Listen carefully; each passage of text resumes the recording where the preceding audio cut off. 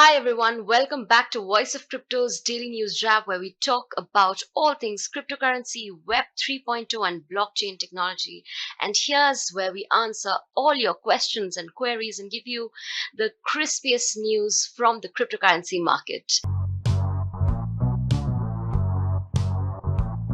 Before we dive into the price action of Bitcoin and Ethereum and the top news of the day, let's take a quick look at the global cryptocurrency market cap and the top cryptocurrency assets.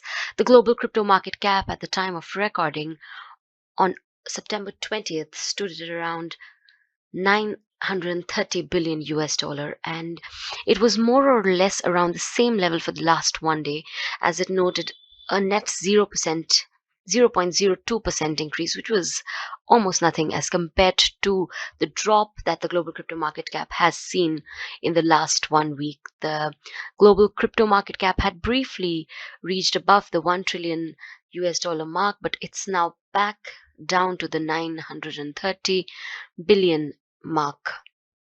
Moving on, we can see that Bitcoin is still struggling to stay afloat, and its price was around 19,000 US dollar at the time of recording. However, Bitcoin's price was noting negative returns on the 1 hour, 24 hour, as well as the 7-day chart. Ethereum, on the other hand, which was expected to rise quite a bit, and the market was expecting a decent bump for the top altcoin. However, the same didn't pan out well, and Ethereum is now down by 16.8% on the weekly chart, while Ethereum noted a minor uptick on the daily chart. Ethereum's short term, which is 1 hour chart, highlights that the price was down by close to 1.3% in the last 1 hour. Moving on, the state of altcoins doesn't look very pleasing. However, one altcoin in the top 10 assets by market cap has noted pretty decent gains, and that is XRP. Amid the tensions between Ripple and SEC, XRP seems to be doing pretty okay despite the larger market's bearish blues. We can see that XRP's price is up by a massive 13.64% on the 1-day chart. XRP's price has charted a close to 20% gain on the weekly chart as well. Apart from that, Dogecoin noted minor gains on the daily chart. Likewise, BNB was up by a mere 0.97% on the daily chart.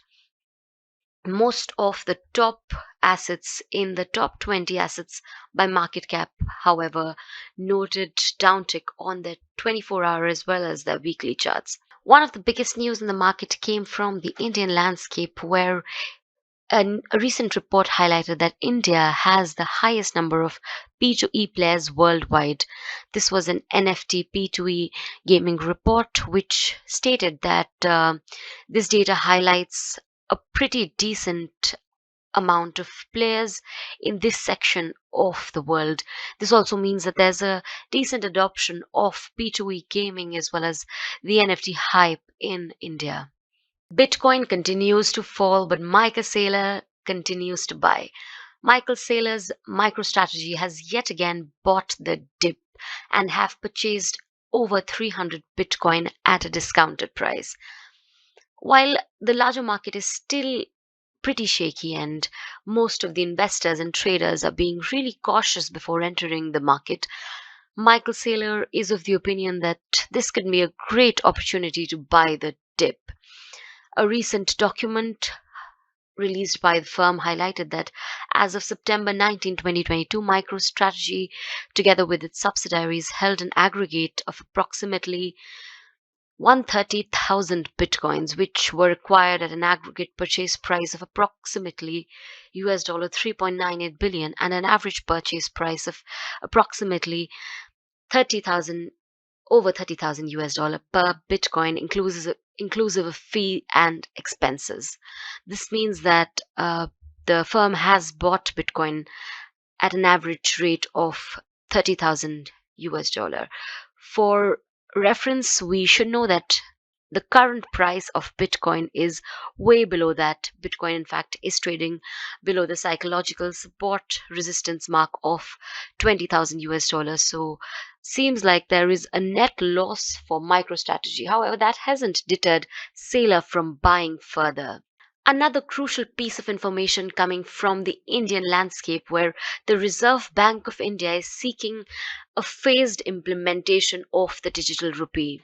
On Tuesday, September 20th, the governor of RBI, Shaktikant Das, said that the country's central bank is dedicated to fostering innovation for financial technology and businesses. In the speech, the governor has added that technology, innovation, and fintech are working in tandem and contributing to the dynamism of this sector called blockchain technology and cryptocurrencies. He also added that the government has created a new fintech department in the RBI, which started from January 2022, and it is basically in place to focus on the attention that this dynamic, ever evolving sector needs.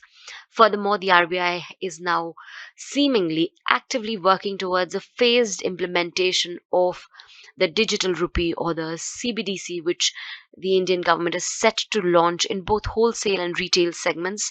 This is expected to give a further fillip to the digital ecosystem in the country. While on one hand, the Indian government is still acting in support of digital currencies or CBDCs, it's their stance on cryptocurrencies and the entire tax regime that India has implemented of late has given rise to a lot of skepticism in the market, especially for cryptocurrency users, traders, and investors in the Indian landscape. Moving on, Nasdaq has made its first big crypto push to lure institutional clients. The firm recently hired Gemini alum Ira Orbach to run a digital division, and it's further planning to offer crypto custody and expanding its services. The second largest stock exchange is preparing to capitalize on the increasing institutional appetite for digital currencies. They have a new group dedicated to digital assets that will initially offer custody services for Bitcoin and Ether to investors of institutional grade. This was revealed by Tal Cohen, the company's executive vice president and the head of North American markets.